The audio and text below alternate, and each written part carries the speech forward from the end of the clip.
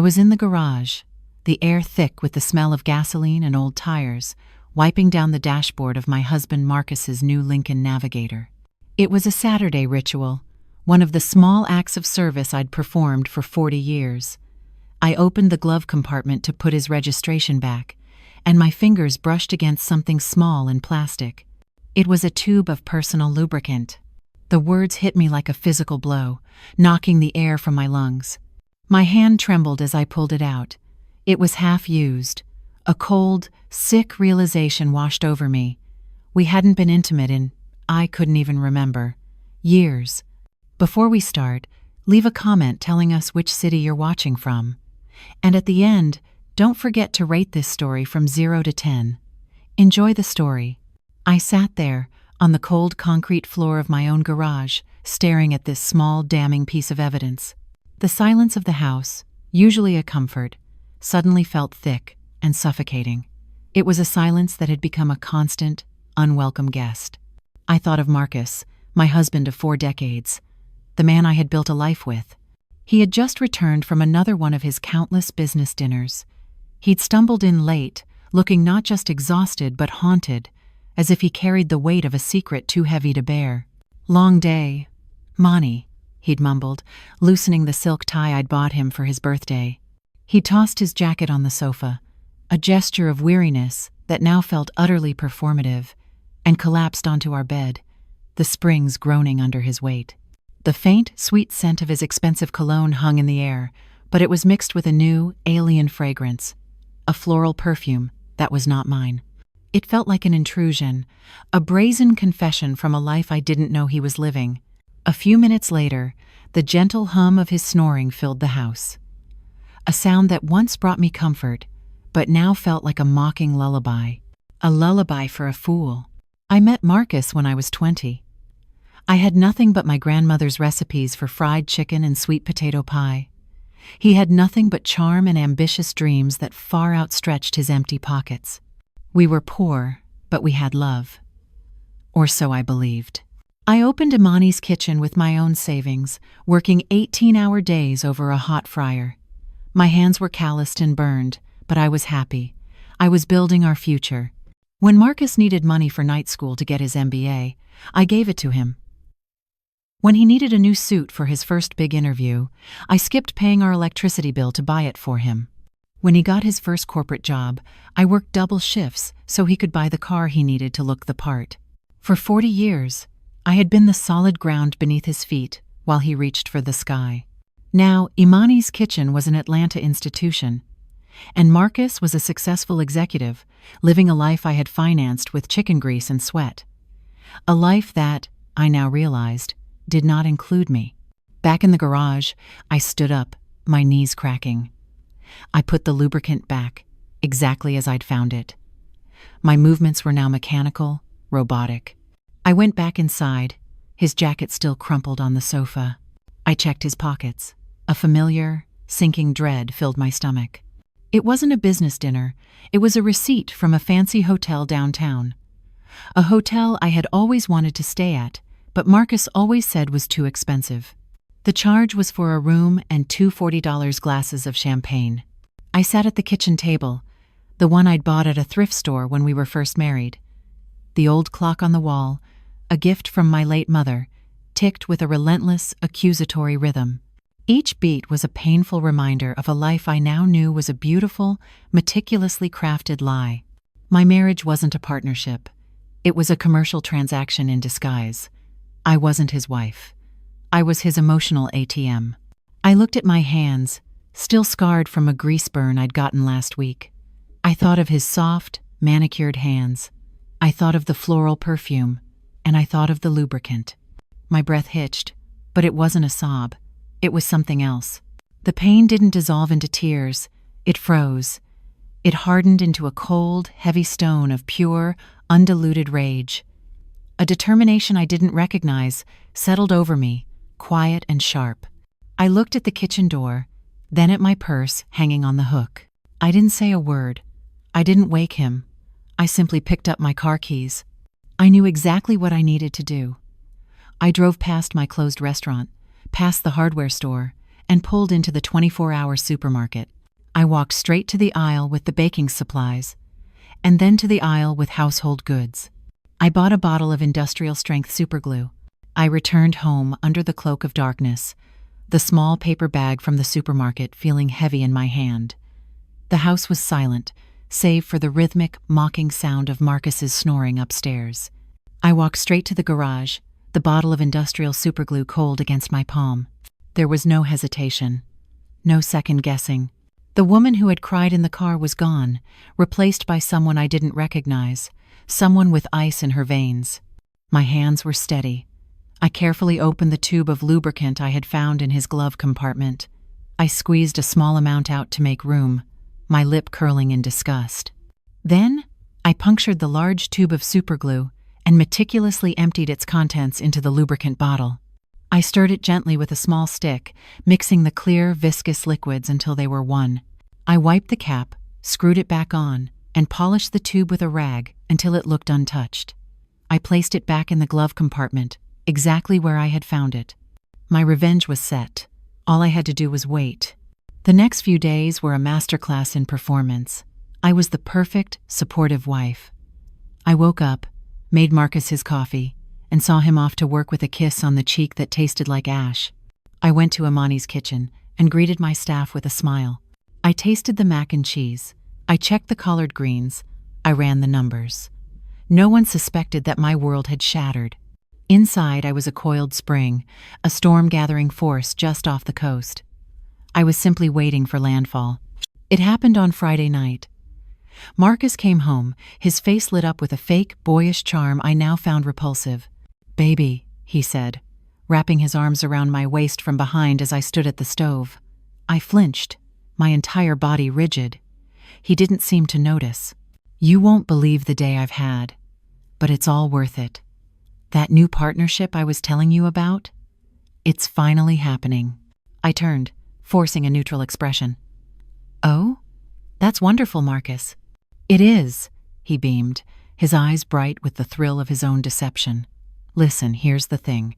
They want to finalize everything this weekend. They've put me up in a high-rise condo downtown to go over the final papers. I'll have to stay the night tomorrow." The high-rise condo, the same one from the hotel receipt. The lie was so lazy, so disrespectful. He didn't even bother to invent a new one. "A whole night, huh?" I said, my voice smooth as silk. "Just one, Mani. We'll be working late. You know how these things are. But this deal, it's going to set us up for good." I nodded slowly, playing the part of the long-suffering, supportive wife one last time. "Well, you go get 'em, baby. Don't you worry about a thing here. You just lock that deal down. You're the best, Manny," he said, kissing my forehead. "I'll pack my overnight bag in the morning." On Saturday evening, I was at the restaurant. It was 10 p.m., long past closing. The dining room was dark, the chairs stacked neatly on the tables. I was alone, wiping down the stainless steel counter, the scent of bleach and old spices filling the air. The silence was my sanctuary. Then, my phone buzzed, vibrating hard against the steel. I looked down. The caller ID lit up the dim room. Marcus. My heart didn't pound. It went perfectly, terrifyingly still. I picked up the phone. "Hello?" At first, there was nothing, just a strange, shuffling sound. Then, a scream. It was a high-pitched, feminine shriek of pure, unadulterated terror. It was followed by Marcus's voice, but not in words. It was a guttural roar, a sound of agony and disbelief. It's stuck. It's stuck. Get it off." The woman's voice again, now hysterical. "I can't. Oh my God, Marcus. I can't. It burns." Then I heard Marcus clearly, his voice strained with panic, shouting my name. "Imani? Imani? Are you there? Call 911. It's Og. Call." The line didn't cut out. I heard the phone clatter to the floor, the open line broadcasting a symphony of screams and desperate, weeping panic. I stood there, in the quiet darkness of my kitchen, listening. My face was impassive. After a long, satisfying moment, I pressed the end button. I placed the phone, face down, on the cool steel counter. I took a deep, cleansing breath, savoring the silence that returned. 10 minutes, I told myself. I'll give them 10 minutes before I do anything. Those 10 minutes were the longest and most satisfying of my 40-year marriage. I didn't panic. I didn't pace.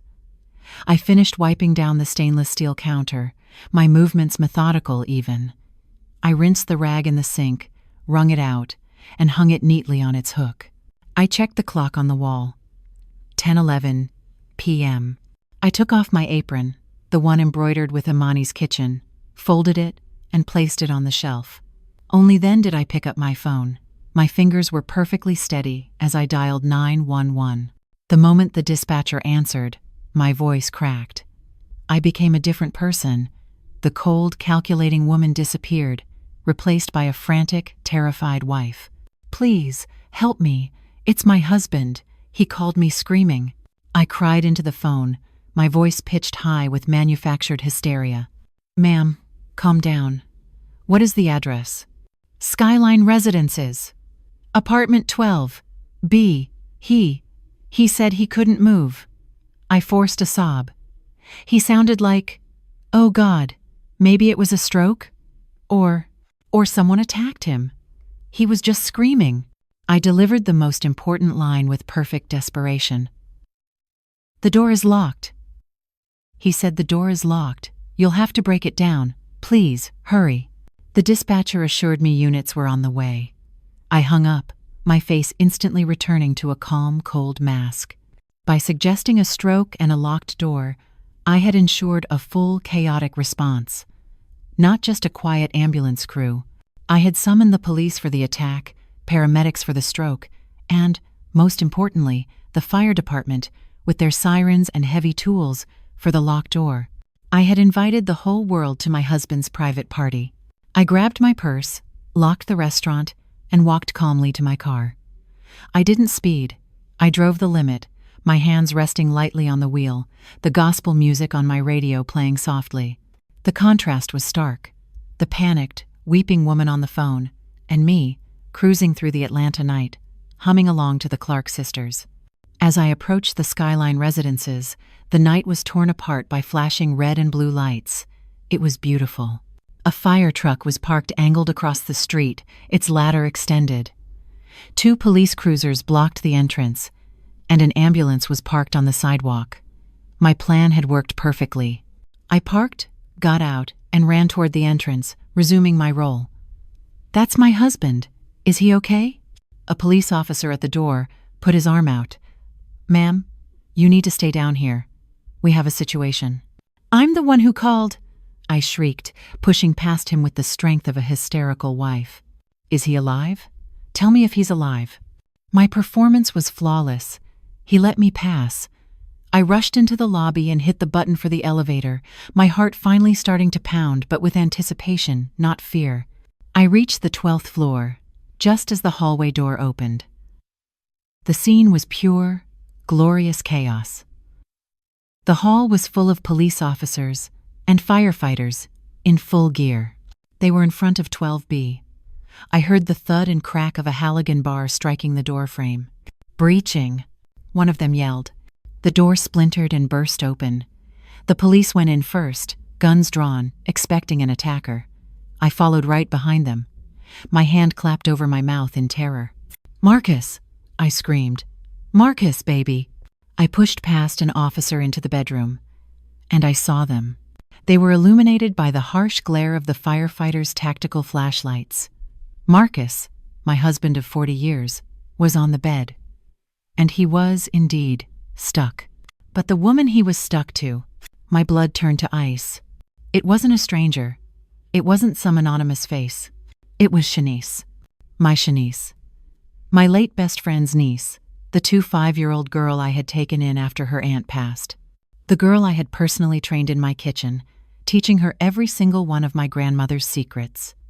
The girl I was grooming to take over the restaurant, the daughter I never had. She was wailing, her young face contorted in a mask of pain and humiliation, her eyes wide with terror as she saw me. The betrayal wasn't just about sex. It was about my legacy. It was about my love, my trust, and my grandmother's recipes. In that moment, I realized the lubricant was just the beginning. This betrayal was deeper and darker than I could have ever imagined. The scene in the apartment was a theater of the absurd. The bedroom was filled with firefighters and paramedics, their faces a mixture of professional seriousness and barely concealed disbelief. They were debating. "We can't just pull them apart, Chief," one of them said, shining a flashlight on the point of connection. This isn't what we think it is. It looks like epoxy." "It's industrial adhesive," I said, my voice cutting through the room. Everyone turned to look at me. I stood in the doorway, a grieving wife surveying the wreckage. Shanice was sobbing hysterically, a high-pitched animal wail that grated on my nerves. Marcus was silent, his face a mask of purple rage, his eyes fixed on me, with a hatred so pure, it was almost beautiful. "We're going to have to transport them like this," the paramedic chief announced, pinching the bridge of his nose. "Get the gurney and bring extra sheets." The hallway was now a spectacle. The splintered door had drawn every neighbor on the floor. I could see the distinct blue glow of at least 3 smartphone cameras, recording from partially open doors down the hall. My revenge was no longer private. It was a public humiliation, exactly as I'd intended. But as the crew worked, my eyes scanned the room. The shock of seeing Shanice had settled, replaced by the cold, analytical mind of a business owner. This was an expensive apartment. How? My gaze landed on the glass coffee table. Next to the 2 empty champagne flutes, there was a stack of papers. And on top of that stack was a familiar, royal blue ledger. I knew that ledger. It was from my restaurant. My feet moved on their own. I walked past a police officer, past the gurney being wheeled in, and picked it up. I opened it. Inside were my spreadsheets, my invoices, and a credit card statement. A corporate card. My corporate card. The one I had given Shanice for kitchen supplies and restaurant emergencies. My blood didn't just run cold, it froze solid. I saw the charges, listed one by one in neat black ink. Skyline Residences, monthly lease, $5,000. Gucci, downtown, $3,500. Miami, flights, hotel, $4,2. Capital Grill, $800. It went on, and on. For 6 months, my breath hitched. This wasn't just an affair, this was embezzlement. They hadn't just defiled my marriage, they were systematically bleeding my business dry. This apartment was the business meeting, and I had been paying for it all along. The rage I felt was so cold, so precise, it was almost serene. I pulled out my phone and stepped back into the chaotic hallway. I dialed my accountant, David. "David, it's Imani," I said, my voice low and steady. "I need you to do something for me. Right now. No questions." "Imani? It's almost midnight. What's wrong?" "Pull every transaction made by Shanice on the corporate card for the last 6 months. Yes, every transaction. I want a full report, itemized, with a total. Email it to me. I'll wait." I hung up just as the emergency crew began the humiliating process of moving them. They had Marcus and Shanice on the gurney, still stuck together, a thin white sheet draped over them like a shroud. As they wheeled them past me, the sheet slipped. Marcus, his face contorted in a mask of pure, unadulterated shame, locked eyes with me. The neighbors were filming. The police were watching. In that moment, he bellowed, his voice echoing down the hall. "Imani!" Head snapped toward me. You did this. You crazy, vindictive witch. You'll pay for this. I'll ruin you. I'll sue you for assault. I'll tell everyone you're insane." The police officers looked at me, their eyes suddenly hardening with suspicion. The neighbors' whispers grew louder. For a split second, the narrative shifted. I was no longer the wronged wife. I was the crazy one, the attacker. Even in his pathetic, glued-down state, he was trying to paint me as the criminal. This was his last, desperate attempt to control the story. I simply stood there, my face blank, letting his accusations hang in the air. I stood motionless in the hallway, the focal point of every stare. The police officer took a half step toward me, his hand resting on his belt. "Ma'am, that's a serious accusation he just made." Marcus was still yelling from the gurney, a string of curses and threats. "She's insane! Assault! Get her away from me!" I let the chaos swirl, let the neighbors film. I waited for the perfect, quiet moment.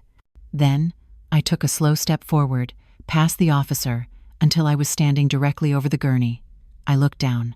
First, at Marcus, my husband of 40 years, now a pathetic, sweating, naked man.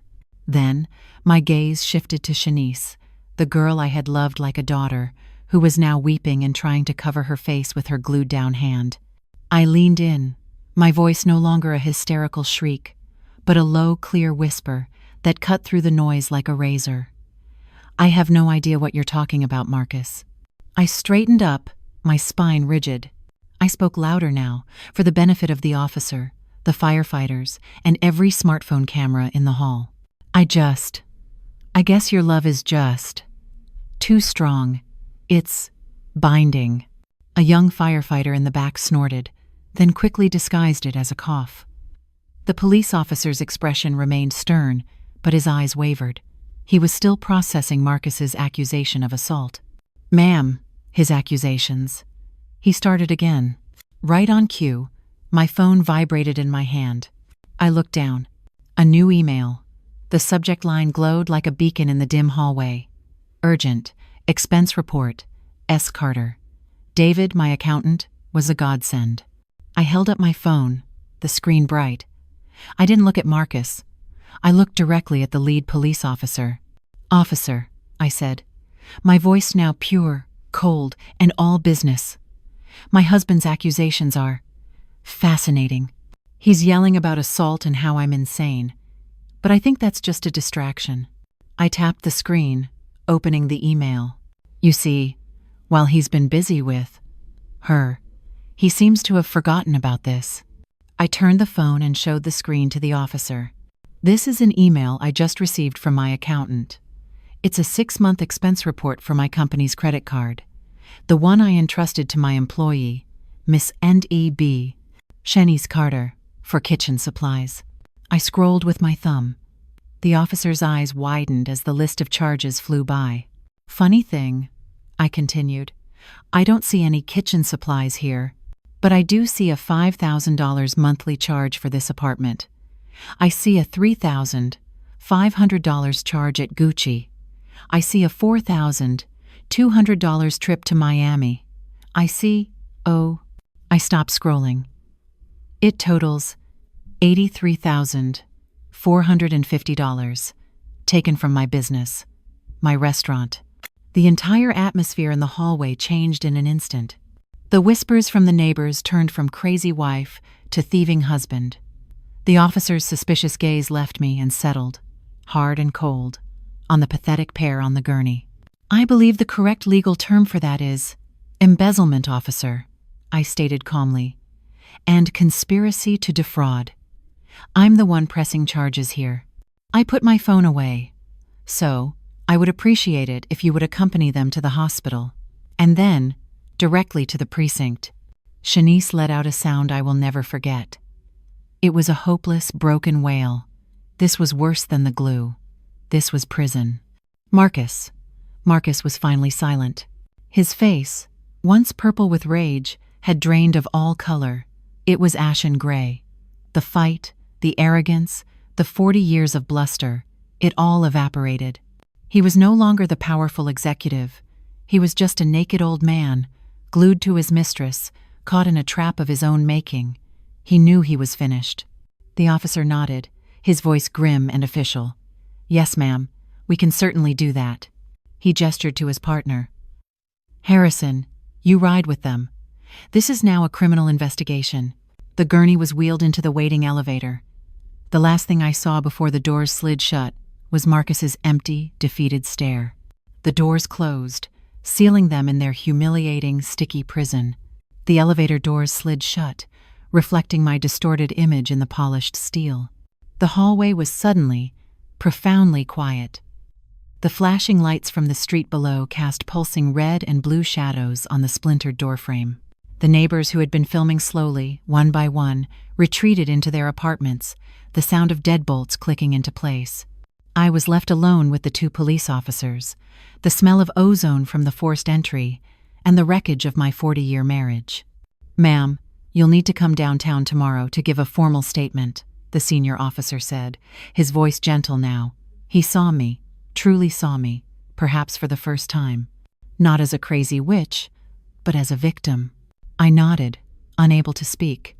I felt empty. But it wasn't a bad emptiness.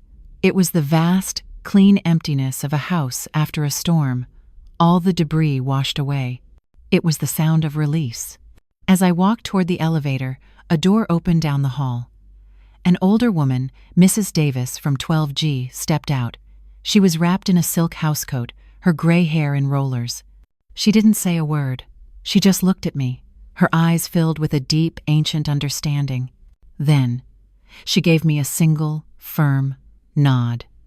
It was a gesture of silent sisterhood, a recognition of a battle fought and won. I nodded back. I drove home as the first hints of dawn painted the Atlanta sky in shades of purple and orange.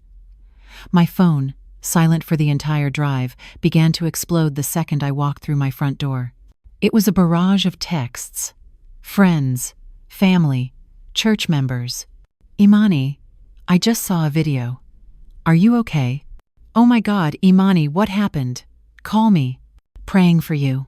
Just heard the awful news." The videos from the hallway were already circulating. The humiliation was public, spreading through our community like wildfire. His name, his reputation, his arrogance, all of it was being digitally dissected over morning coffee. I put my phone on silent and made a cup of tea. I sat in my kitchen, the same kitchen where I'd built my empire, and watched the sun rise. I didn't sleep. Saturday.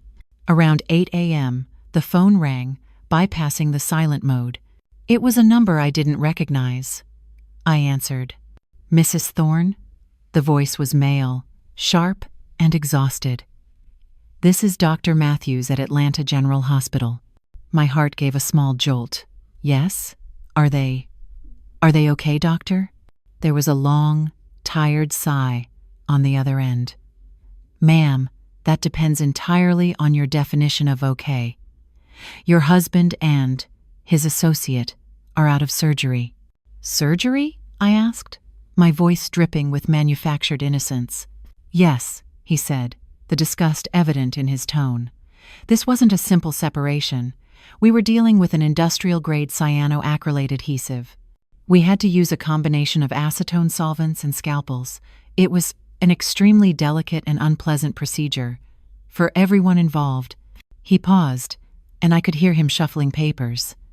"They will both require skin grafts, and they will have significant, permanent scarring." A small, satisfied smile touched my lips.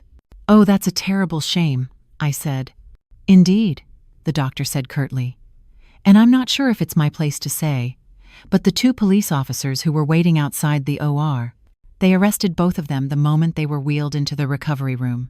They're being processed as we speak." "Thank you for the update, doctor," I said. I hung up the phone. Justice. It was swift, and it was brutal. I looked around my beautiful, empty house. The silence was back. But this time, it wasn't the suffocating, heavy silence of betrayal. It was the clean, quiet, beautiful sound of peace. But I knew Marcus. This wasn't over. He was a snake, and I had only bruised his head, not cut it off. The humiliation would fade, and his rage would calcify into a new kind of fight. My phone rang again. This time, the screen read, "Blocked number." I knew with absolute certainty it was his lawyer. The sticky, humiliating part was over. The real fight, the battle for my restaurant, my house, and my legacy was just beginning. I let the blocked call ring. Once, twice, 3 times. I took a sip of my tea. It was lukewarm. On the 4th ring, I answered, but said nothing. A smooth, oily voice filled the silence. "Mrs. Thorne, this is Arthur Vance.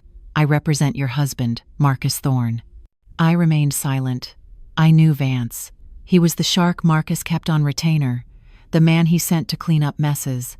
A deeply regrettable situation, Imani. Truly, he continued, his voice oozing fake sympathy.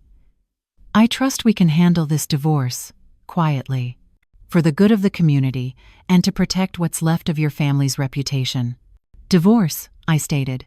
It wasn't a question. Yes, Marcus is distraught. He has instructed me to file immediately, citing irreconcilable differences, and, I must add, your clear mental instability, and, of course, the assault. The audacity. The sheer, unmitigated gall. They were following through with the threat. He is prepared to be generous, Vance said. If you agree to drop all these baseless embezzlement charges against both him and young Miss Carter, he will graciously agree not to pursue criminal assault charges against you. This was the move. The classic manipulation. They were trying to trade my restaurant's stolen money for my freedom. And, Vance added, he will agree to a simple, clean 50-over-50 split of all marital assets. The house, the restaurant, everything. It's a very fair offer, Imani. A chance to walk away from this mess quietly. I let the silence stretch, imagining him on the other end, sitting in his plush high-rise office, so sure of his power. Finally, I spoke. My voice was calm, dead, and final. Mr. Vance, are you done? He stammered. Well, I think the offer is clear. Here is my offer. I cut him off. You tell Marcus that Imani's Kitchen is my name, my grandmother's recipes, and my corporation, which I founded 5 years before I ever married him. There is no 50-over-50 split. There is only what is mine. Now, Imani, be reasonable. You tell that cheating, thieving, sticky bastard that I will see him in court. I will not be dropping the charges. I will be adding more. And one more thing, Arthur, I said, my voice dropping. Tell him to find a new place to live. I'm changing the locks in 1 hour. I hung up the phone. My hand was shaking, but not from fear. It was adrenaline. The legal war had begun, and he had fired the first shot. I immediately dialed my real lawyer, Jessica Riley. She wasn't a divorce lawyer. She was the best corporate litigator in the state of Georgia. Jessica, it's Imani. Imani? Her voice was crisp. All business. I saw the video. I've been waiting for your call. What's the play? He's filed for divorce. He's trying to claim half the restaurant and using the assault as leverage to make me drop the embezzlement charges. Jessica laughed. A sharp, barking sound. That's adorable. Imani, he has no standing. The restaurant is your sole proprietorship, incorporated before marriage. His name isn't on a single document, but he'll say he inspired it, that he consulted. Let him, Jessica said, her voice turning to steel. While he's busy with that, we're going to countersue him and his mistress for the $83,450 plus punitive damages, and I'm filing a restraining order based on his threat in the hallway. We're not just going to win, Imani. We're going to bury him. A wave of relief washed over me. I had an ally. What do I do now? I asked. You, Imani Thorne? You go open your restaurant. You walk in there with your head held high and you make the best damn chicken in Atlanta. You let me handle the sharks. I hung up, went upstairs, and took a shower. I put on my best Sunday dress, a deep crimson, and my pearls. I walked out of my house, and drove to the restaurant. It was 10:30 a.m. Sunday service was letting out. This was usually our busiest time. I walked in. My entire staff was there, huddled by the kitchen door. When they saw me, they froze. The restaurant was silent. Their faces were a mix of fear, awe, and pity.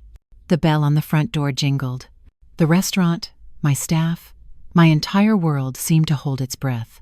It was Mrs. Davis, the neighbor from 12G. She wasn't alone. She was with 4 other women from the church, the Sunday Hat Brigade, the moral arbiters of our entire community. They stood in the doorway, their eyes scanning the room, and then settling on me. This was the real test. This was the jury that mattered.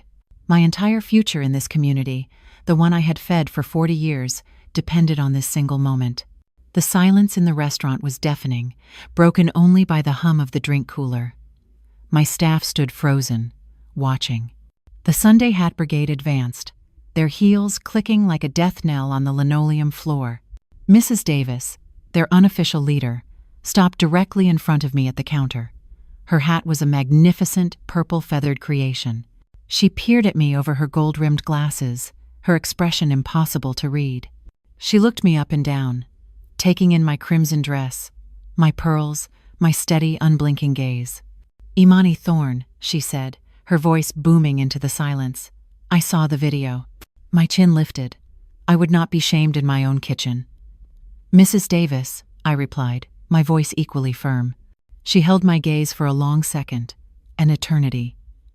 The entire restaurant held its breath. Then, her severe face cracked into a wide, glorious smile. "That hussy, Shanice," she declared. She never did look right to me, always too greedy in the eyes, looked like she'd steal the pennies off a dead man's grave. I blinked, stunned. This was not the condemnation I had braced myself for. "And Marcus," she continued, waving her hand dismissively, "well, any man foolish enough to trade a home-cooked meal for fast food deserves exactly what he gets. A man who forgets where he came from deserves to be reminded, violently if necessary." She leaned in, her voice dropping to a conspiratorial whisper. "You just made him. Stick to his decision." The other women behind her chuckled. A wave of relieved, joyous laughter rippled through my staff. The tension in the room didn't just break, it shattered. "Now, Mrs. Davis said, returning to her full, commanding volume and pointing at the best booth in the corner, "are you going to stand there all day gossiping, or are you going to feed us? The sermon was long, I'm righteous, and I am starving for some of your catfish and grits, and extra hot sauce, baby." I broke into my first real smile in months.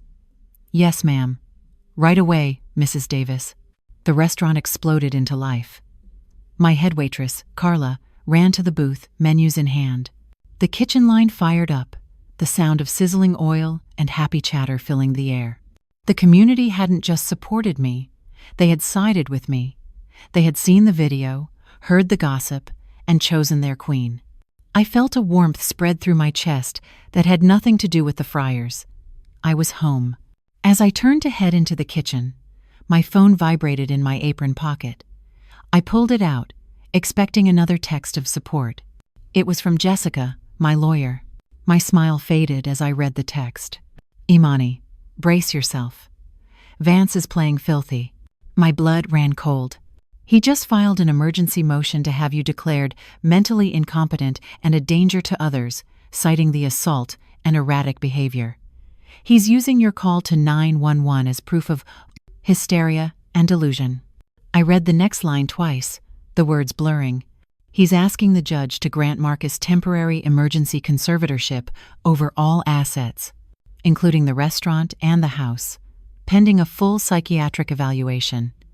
The hearing is tomorrow morning." I looked up from the phone, my hand gripping it so tightly the plastic creaked. My allies in the community were laughing, eating my food, filling my restaurant with life. But the ally I desperately needed was in a courtroom. Marcus wasn't just trying to divorce me. He wasn't just trying to get 50 over 50. He was using my own revenge, the very act that had saved my business, as a weapon. He was trying to take everything, by proving to the world that I was legally, certifiably insane. The sizzle of the fryer, the laughter from the dining room, it all faded into a distant hum. I stumbled into my back office, the small, cluttered room where I'd run my empire for 40 years, and collapsed into my chair. I read the text from Jessica again. Mentally incompetent, conservatorship. They were trying to take my mind from me. They were trying to take my name. My hands were shaking, a violent, uncontrollable tremor. The strength I'd felt just moments before, the support from my community, it all evaporated. This was a courtroom. Mrs. Davis and her catfish couldn't help me there. He was going to win. He would use my one act of defiance, the glue, the 911 call, as proof that I was a hysterical, unhinged woman, and he would take everything. I fumbled with the phone, my thumb slipping twice before I managed to call Jessica. "Jessica," I whispered, my voice a dry croak. He's going to win, isn't he? They'll believe him. They'll say I'm crazy."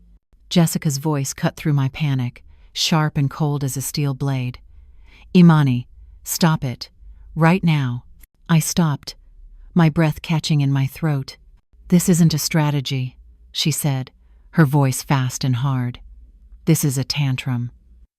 Vance is a bottom feeder, and this is what they do. They're not trying to win this motion. They're trying to rattle you. They want you to show up tomorrow, exactly as you are right now, panicked, shaking, and looking incompetent." I took a shaky breath, her words cutting through the fog. "You are not going to give them that," she commanded. "Here is the plan. Tomorrow morning, you are not a scorned wife. You are not a vigilante. You are Imani Thorne, a pillar of this community and a grieving, defrauded business owner." "What? What about the glue?" I stammered. "What do I say?" "You say nothing," Jessica snapped. "You don't know a damn thing about any glue. You found your husband in a compromising and alarming situation with your employee. You heard screams. You thought he was being attacked or having a stroke. You called 911 fearing for his life. You are the victim." She let that sink in. "Let them explain the glue. Let them explain how they got stuck. Let them explain the $83,000. We are going to hand them the rope, and we are going to let them hang themselves in front of that judge." The shaking in my hands began to subside. "Now, I need you to call David," Jessica continued, her voice shifting to that of a general. "The $83K report is good. It's not good enough. I want a full audit. I want to know if Marcus's name is on a single account, if he's ever drawn a salary, anything they can twist into a marital asset claim. I want binders. I want spreadsheets. I want everything." "I'll call him," I said, my voice stronger. "Good. Get some sleep, Imani. Wear your best suit. And tomorrow, you let me do the talking." I hung up and immediately dialed David, my accountant. I explained the situation. David, a quiet, meticulous man who had handled my books for 20 years, didn't say anything for a long moment.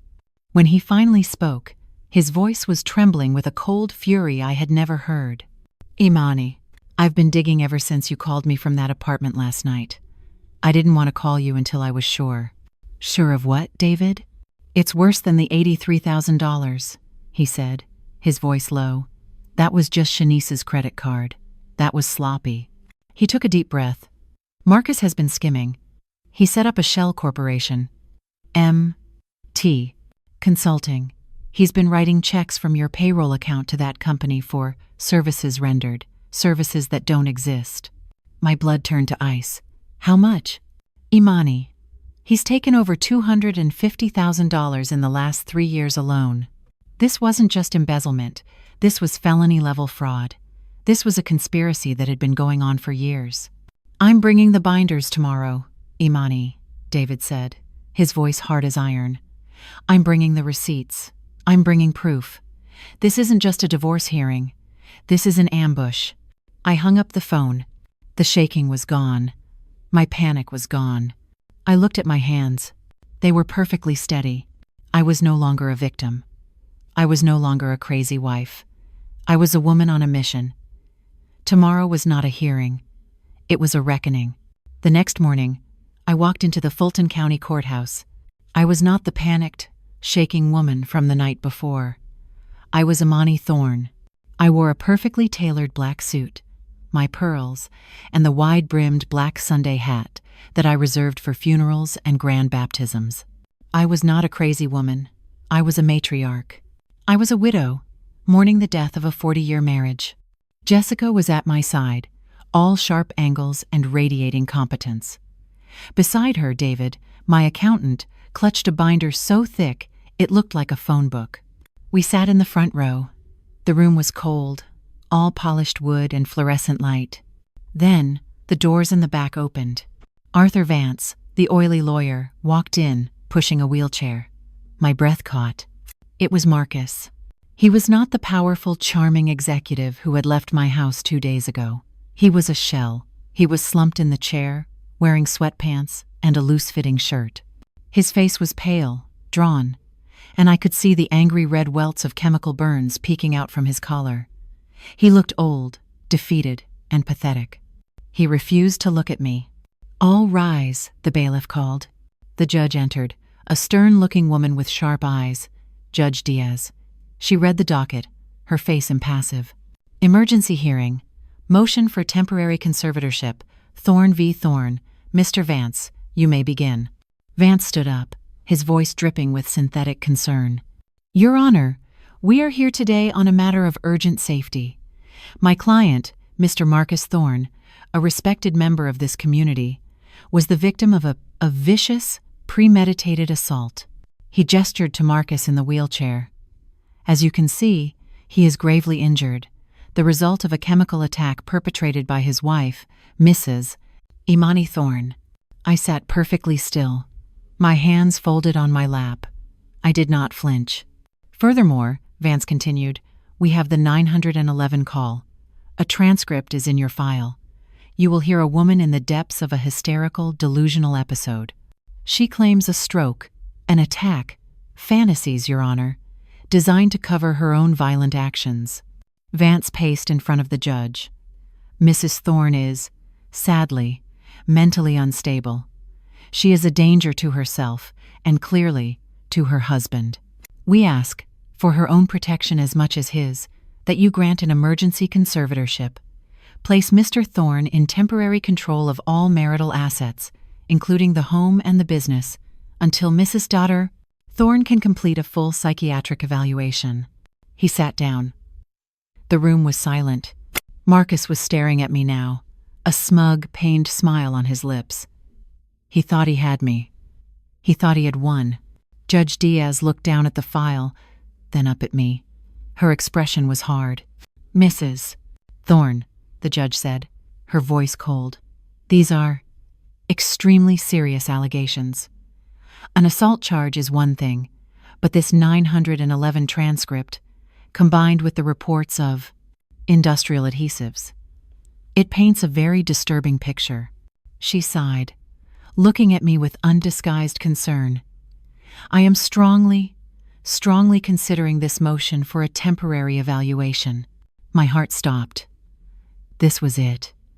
The moment I lost everything. Jessica put a calm hand on my arm, a silent signal. "Wait for it." Then, Jessica stood up. She was not loud. She was calm, precise, and lethal. "Your Honor," she said, her voice filling the courtroom, "we appreciate Mr. Vance's creative narrative, and we agree that this case is about danger and instability." She paused. "But the instability in question is not psychological, it's financial. And the person who is a danger to the assets is not my client, it's her husband." Jessica turned and gestured to David. "Mr. Vance claims my client is delusional. We are here to provide facts." David stood up and lifted the massive black binder.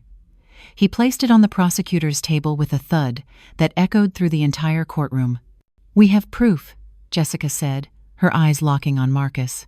Marcus's smug smile. It vanished. Marcus's face went white. The binder. He knew exactly what was in that binder. "Objection!" Vance shouted, jumping to his feet. "Your Honor, this is a hearing on mental competency, not a financial audit. Whatever proof they have is irrelevant to this motion." Judge Diaz leveled a glacial stare at him. "Sit down, Mr. Vance. You are the one who opened the door by claiming your client needs to protect the assets. I am now intensely interested in who is protecting the assets." "From whom?" She nodded at Jessica. "Proceed." Jessica smiled, a thin, cold smile. "Thank you, Your Honor, Mr. Vance has painted a picture of a delusional woman. Let's paint a picture with facts." She turned to me. "Mrs. Thorne, when you called 911, what did you believe was happening?" I stood, my voice steady, projecting to every corner of the room. I heard my husband screaming. I heard a woman, who I thought was a stranger, screaming. I believed he was having a stroke, or that they were both being attacked. I was terrified. I called for help. And when you arrived, Jessica asked, what did you find? I found the scene you've read about. But I also found this. I held up the printed, itemized report of Shanice's $83,450 in spending. I found that my employee, Miss Carter, was using my company credit card to pay for a $5,000 a month love nest, designer clothes, and vacations. All while my husband claimed they were business meetings. Vance was on his feet again. Hearsay. This is a matter for a divorce court. I'm not finished, Jessica said, her voice dropping. That $83,000 was just what the mistress was stealing. The real crime is what the husband was doing. She nodded to David. Your Honor, we present Mr. David Chen, Mrs. Thorne's certified public accountant for 20 years. David was sworn in. He opened the binder. The judge put on her reading glasses. Your Honor, David said, his voice precise, Mrs. Thorne's business, Imani's Kitchen, is a sole proprietorship. Mr. Thorne is not, and has never been, an employee. He holds no shares. He has no signing authority. And yet, David continued, for the past 36 months, Mr. Thorne has been systematically draining the company. He turned a page. This is a shell corporation, MT Consulting, registered to a P.O. box, and these are 36 separate checks written from Imani's Kitchen's payroll account, signed by Mr. C.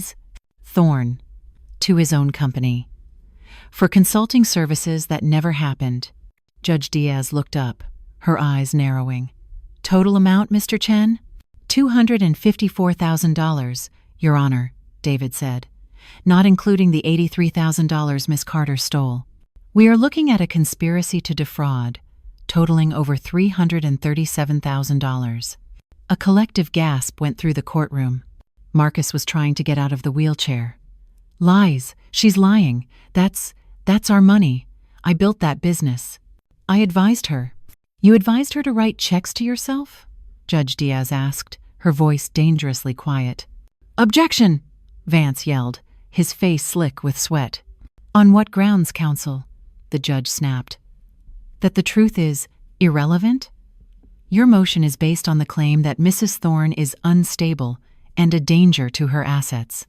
This binder proves she is the only person in this marriage who has been protecting them. The judge turned her full, furious attention to me. Mrs. Thorne, do you have anything to say? I stood. I looked at Marcus, at his pathetic, enraged face.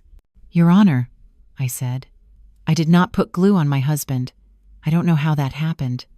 But I did call 911 because I heard screams from the apartment that I apparently was paying for. I thought he was being attacked. And in a way, he was. But the real victim in this room, the person who was truly assaulted, is me.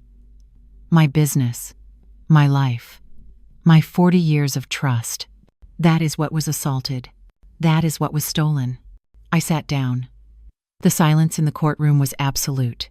Judge Diaz took off her glasses. She looked at Marcus. She looked at Vance. Mr. Vance, she said, your motion for conservatorship is not only denied, it is, frankly, insulting. I felt Jessica's hand squeeze my arm. Relief washed over me. For 1 second. However, the judge continued, the matter of the fraud, that is now a criminal matter. And Mr. Firmstar, Thorne's accusation of assault, is also a criminal matter. She picked up the phone on her dais. Bailiff, get the district attorney's office on the line, and get 2 officers in here. I am remanding Mr. Thorne to custody, pending bail on the fraud charges, as soon as he is medically cleared. The gavel cracked, the sound echoing the final break in my 40-year life. Remanded to custody, Judge Diaz repeated. 2 uniformed bailiffs moved from the back of the courtroom. They didn't look at me. Their eyes were fixed on Marcus. They stood, one on each side of his wheelchair. Arthur Vance was a desperate man, his oily composure completely gone. Your Honor, wait. He's a medical patient. He requires ongoing care. He can't be moved. Judge Diaz looked down, unimpressed. He can receive his skin grafts just as easily in the Fulton County Infirmary, Mr. Vance. He is a flight risk and, given his actions, a significant financial threat. Marcus, the man who had commanded boardrooms, the man who had terrified me into silence for years, looked small. He looked like what he was, a common criminal. As the bailiffs began to wheel him away, Jessica stood once more. "Your Honor, one final matter. The co-conspirator, Miss Shanice Carter." The judge nodded. "A warrant for her arrest on the same charges, conspiracy to defraud and felony embezzlement, is to be issued immediately. She will be taken into custody upon her release from Atlanta General." Marcus stopped fighting. He slumped in his chair, a broken man. The bailiffs wheeled him through a side door. It was over. I stood up, my legs feeling strangely light. David, my accountant, simply nodded at me, a look of profound, quiet satisfaction on his face. He had done it. Jessica gathered her files. "Go home, Imani," she said softly. "It's done. We'll file the divorce papers this afternoon. There will be no 50 over 50. He gets nothing." I walked out of the courtroom alone. The doors opened to the main hallway, and I stopped. They were there, Mrs. Davis, in her magnificent purple hat, and the entire Sunday Hat Brigade. They hadn't been in the courtroom, but they had been waiting. They had seen it all. They had seen Marcus, my powerful, arrogant husband, wheeled out the side door in cuffs, a bailiff on each side. Mrs. Davis didn't say, "I told you so." She didn't rush to hug me. She just stood there, her hands clasped, and watched me walk out. As I passed, she inclined her head. "The Lord is righteous, Imani," she said, her voice clear and strong. "Yes, ma'am," I whispered. "He is." That was the only benediction I needed. The public trial was over. The community had its verdict. The news hit the Atlanta grapevine before I even got to my car. By the time I arrived at Imani's kitchen, my staff was already celebrating. The story wasn't about a crazy wife and a sticky situation anymore. It was about a criminal husband, a mastermind thief who had preyed on his own wife's business. I was no longer the villain. I was the survivor. The next 2 days were a blur. The bank, acting on the court order, froze every account Marcus had, including the MT Consulting shell. With no access to the $250,000 he had stolen, he couldn't make bail. He was trapped in the county infirmary, healing from his self-inflicted wounds, in a jumpsuit.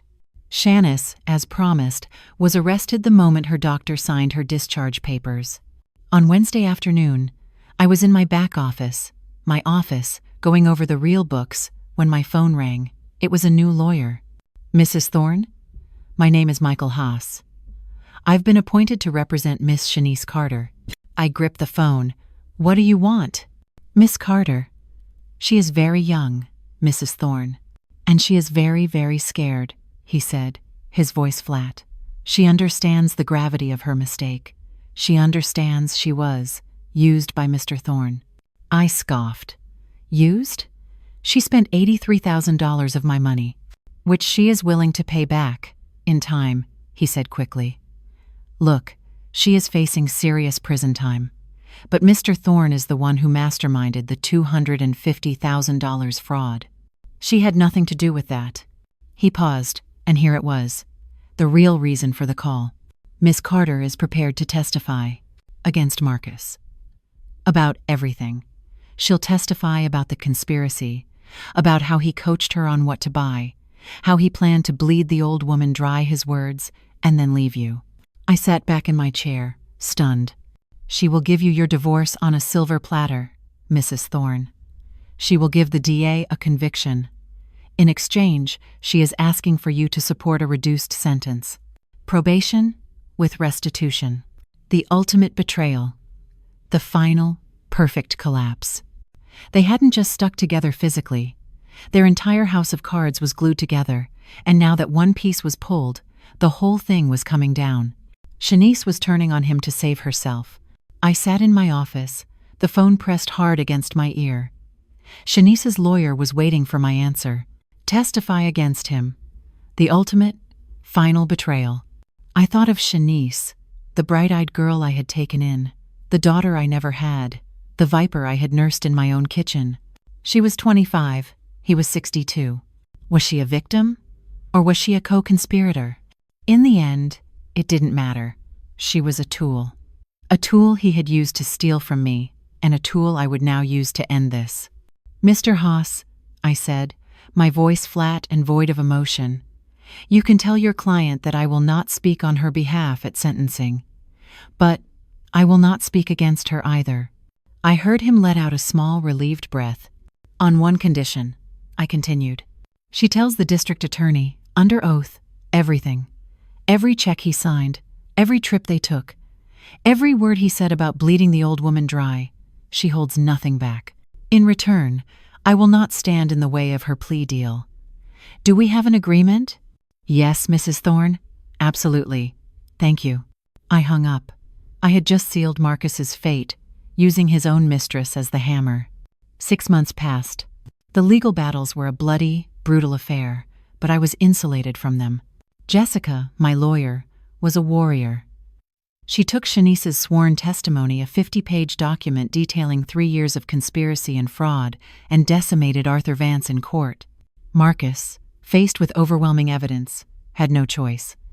He pled guilty to felony fraud and embezzlement. Shanice pled guilty to a lesser charge. The divorce was not a negotiation. It was a surrender. A judge signed the papers. I kept the house. I kept the restaurant, 100%. I kept my name. I was awarded full restitution for the $337,000 he and Shanice had stolen. Marcus was left with his prison sentence, his ruined reputation, and his scars. Today was the final chapter. I drove 2 hours north to the state prison, a concrete monolith under a gray sky. I walked through the metal detectors, the heavy doors buzzing and clanging shut behind me. I sat in the visitor's room, a grim, soulless place that smelled of bleach and despair. I waited. Then he walked in, shuffling, wearing a standard-issue orange jumpsuit. He sat down behind the thick plexiglass. It was the first time I had seen him since the courtroom. The burns, they were worse than I had imagined. His face was a roadmap of ruined skin, a permanent, puckered mask of his own sin. He looked 80 years old. We just stared at each other for a long moment. The man I had loved, the stranger behind the glass. You came," he finally whispered, his voice a dry rasp. "I came," I said. "I wanted to see it for myself." His eyes filled with a weak, pathetic self-pity. "Monty, you didn't have to do this. You didn't have to ruin me. We had a good life." I laughed. A short, bitter, genuine laugh. "No, Marcus. I had a good life. I had a good business. You had a good income." "You stole from me," I said, leaning closer to the glass. "You stole my trust. You stole my best friend's niece and turned her into a thief. And you stole $337,000 from the business that I built." "The glue?" I said, my voice dropping to a whisper. "That was just interest." His eyes widened. It was the first time I had come close to an admission. So you did do it," he breathed. "I admit," I said, "that I heard you screaming for your life, and I called 911. I saved you, Marcus." I smiled, a smile that didn't reach my eyes. "You and Shanice, you did all the rest to yourselves." I stood up. The visit was over. "Wait," he cried, his hand pressing against the glass. "Monty, please, don't let me rot in here. Talk to the parole board. Tell them something. After 40 years, after everything, don't I deserve something?" I stopped at the door. I looked back at him, this shell of a man, this ghost. "You already got it, Marcus," I said. "You got exactly what you deserved." I walked out the door, into the long gray hallway. I didn't look back. The heavy steel gate of the prison slid shut behind me with a final, definitive clang. It was the sound of a book closing, a chapter ending, a life being sealed away. I walked out into the visitor parking lot. As if on cue, the sun, which had been hiding behind a thick veil of gray clouds all morning, broke through. It hit my face, and I stopped, closing my eyes. It was the first time I had felt truly warm in decades. I took a deep, shuddering breath. It wasn't just air, it was freedom. The 40-year weight of Marcus Thorne, of his lies, his ego, and his betrayals, evaporated from my shoulders. I got in my car, and for the first time, I didn't turn on the radio. I just wanted to listen to the sound of my own quiet, peaceful solitude. The final legal proceedings were just formalities. Marcus was sentenced to 10 years in a state penitentiary for felony fraud and embezzlement. With his health and his age, it was a life sentence. He would be a broken old man by the time he got out, with nothing to his name and no one to call. Shanice. Her fate was more complicated. True to her word, she had testified. Her detailed, tearful confession of how Marcus had manipulated her, coached her on the fraud, and promised her a life as the new queen of his empire. It had been the final nail in his coffin. Because of her testimony, and because I did not speak against her, the judge showed mercy. She received 5 years of probation and was ordered to pay full restitution of the $83,450 she had stolen. I heard she left the state the next day. I don't know where she went. I don't care. She is a ghost, another victim of Marcus's toxic ambition. I hope, for her aunt's sake, that she learned something. But she is no longer my concern. I returned to Imani's kitchen. But something was different. The restaurant had become a landmark, a tourist destination. The story had become an Atlanta legend. The superglue showdown, they called it. The tale of the wronged wife who had brought down her powerful, cheating husband. Women would come in from 3 states away. They'd sit in Mrs. Davis's booth, order the catfish, and ask my waitresses, "Is this where she planned it? Is it true?" We were busier than we had ever been. Imani's kitchen was no longer just a restaurant. It was a monument to scorned women everywhere. I should have been happy. I was free. I was successful. I was vindicated. But I was tired. I stood over the fryer, the hot grease popping, the smell of chicken and paprika, a smell I had loved. I was just tired of it. I had been in this kitchen for 40 years. I had built this. I had defended it. And now, I was done. I looked out into the dining room. Carla, my head waitress, who had stood by me through all of it, was handling a difficult customer with a smile and a firm, no-nonsense grace. She wasn't just a waitress. She was a leader. I took off my apron, the one embroidered with my name. I let it fall onto the counter. I walked out of the kitchen, past the line cooks, and into the bustling dining room. I walked straight to Carla. "Carla," I said, my voice quiet but clear over the din. She turned, surprised. "Yes, Imani, you need something?" "Yes," I said. "I need you to come to my office. We need to discuss your promotion." Carla's eyes went wide. A promotion? To manager?" I smiled. "No, baby," I said, taking her by the arm. "I'm thinking. Owner." Carla followed me into the small back office, her face a mask of confusion. "Imani, what are you talking about?" "Owner?" I don't understand." I sat down in my old, creaking leather chair. The chair I had sat in when I found the lubricant. The chair I had sat in when I called 911. The chair I had sat in when I learned about the $250,000 fraud.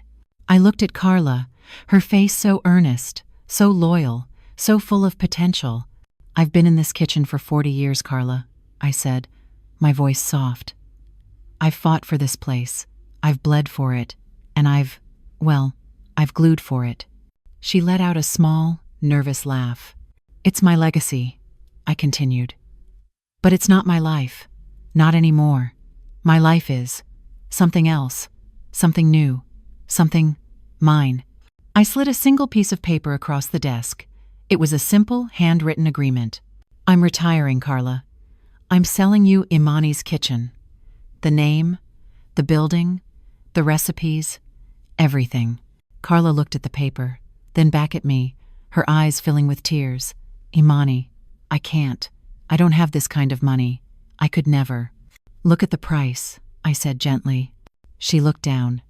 Her hand flew to her mouth. On the paper, I had written, $1. On 2 conditions, I said, holding up my fingers. 1. You never change my grandmother's recipes.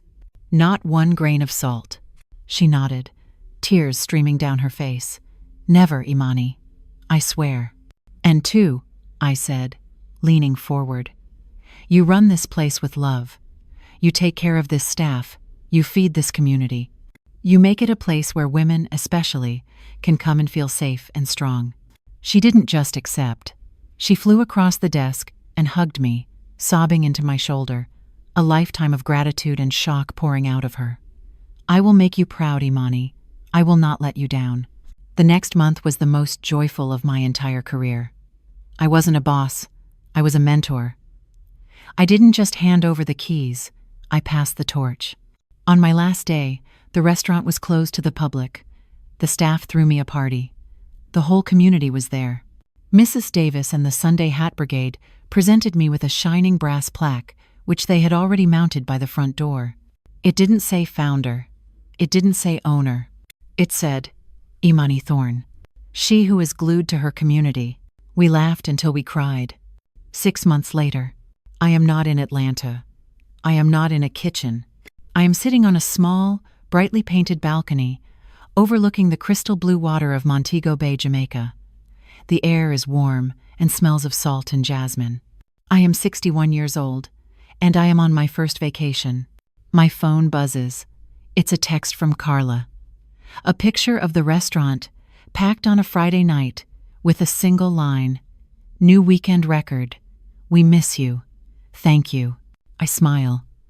I type back, "I'm proud of you." Then I put the phone down, face down. I pick up my glass, the ice clinking. I look out at the ocean, at the sun melting into the horizon like a scoop of mango sorbet. For 40 years, I thought my life was about building something for a man. Then I thought it was about fighting for what was mine. I was wrong. My life. It was always just about finding me. I had to learn the hardest lesson. You must be your own family, your own protector, your own provider, and your own greatest love. My grandmother taught me to give everything to my family, but she forgot to tell me that I was my family too. I learned that freedom is never too expensive.